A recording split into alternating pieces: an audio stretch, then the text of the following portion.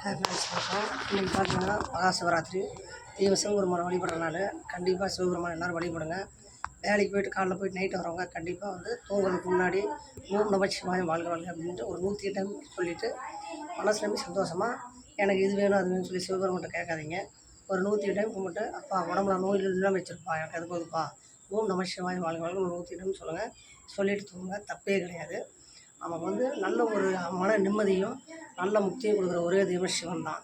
சிவனுக்கு வந்து பார்த்திங்கன்னா அதிக ஸ்தலம் இருக்குது, அதுக்கடுத்து தான் பெருமாளுக்கு இருக்குது. அப்படியே பார்த்திங்கன்னா சிவனை வந்து நம்ம நல்லா வழிபடும் போது நமக்கு நல்ல மன அமைதி நல்ல முக்தியும் கொடுப்பாரு.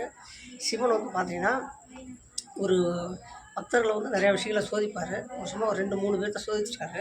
அது எப்படி அவங்கள சோதிக்கிறாரு அப்படிங்கிறத நான் சொன்னேன். பொதுவாக ஒரு கடவுள் பார்த்திங்கன்னா என்றைக்கும் வந்து நேரடியாக வரமாட்டார். நான் தான் கடவுள்னு வரமாட்டார்.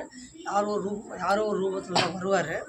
ஒரு நாள் வந்து பார்த்திங்கன்னா கணவன் மனைவி 2 பேரும் பார்த்திங்கன்னா அமாவாசை அன்னைக்கு சாப்பாடு செஞ்சுட்டு யாரோ ஒருத்தருக்கு வந்து அன்னதானம் கொடுத்துட்டு அப்புறமா சாப்பிட்லான்னு இருக்கிறாங்க. அப்போ வந்து அவர் கணவன் வந்து போய் பார்க்குறாரு, தேடுறாரு, யாருமே காணோம். மனைவியும் தேடுறாங்க, யாருமே காணோம். அப்போ 2 பேரும் வந்து என்னங்க அன்றைக்கி அமாவாசை அன்னைக்கு யாரோ ஒருத்தருக்கு அன்னதானம் பண்ணிட்டு நம்ம சாப்பிட்லாம் சிவனை வழிபட்டு அப்படின்னு நம்ம நினைச்சோம். கடைசியாக யாருமே இல்லையா அப்படின்னு சொல்லி வருத்தப்படுறாங்க. வருத்தப்படும்போது திடீர்னு பார்த்திங்கன்னா அவர் அந்த கணவன் இருக்கார் இல்லைங்களா, அவருக்கு வந்து ஒரு ஆள் நிற்கிற மாதிரி கண்ணுக்கு தெரியுது. அப்புறம் அவர் போகிறாரு, ஹலோ யாருங்க அவர் பார்த்துட்டு கேட்குறாரு, ஏங்க நீங்கள் யாருங்க அப்படிங்கிறாரு. நான் பக்கத்தில் மாடு மேய்ச்சிட்டு இருக்கேங்க அப்படிங்கிறாரு. உடனே அவர் கூப்பிட்றாரு. அவர் வராரு. என்னங்கய்யா என்னன்னு இந்த மாதிரி வந்து நாங்கள் இன்றைக்கி அமாவாசைங்க, நாங்கள் வந்து யாரும் ஒருத்தருக்கு அன்னதானம் கொடுத்துட்டு தான் நாங்கள் சாப்பிடுவோம், நாங்கள் சிவனை வழிபடுறோங்க அப்படிங்கிறாரு.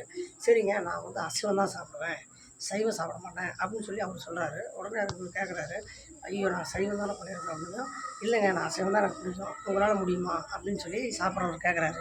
சரிங்க அப்படின்னு சொன்னோம். கணவன் 2 பேரும் என்ன பண்ணுறாங்க அப்படின்னா, அவருக்கு கொடுத்துட்டு அப்புறமா சிவபெருமானை வழிபடுறதுக்கோசரம் தன்னுடைய மகனை வந்து 15 வயசு பையன் மகன் இருக்கிறாப்படி, அந்த மகனை வந்து 2 பேரும் வெட்டி கொண்டு கறியாக்கி அவருக்கு வந்து படையலாக கொண்டு வந்து வைக்கிறாங்க சிவபெருமானுக்கு. சிவபெருமான் பார்த்துட்டு புரிஞ்சுக்கிறாரு. உடனே கேட்குறாரு, என்ன அப்படிங்கிறாரு.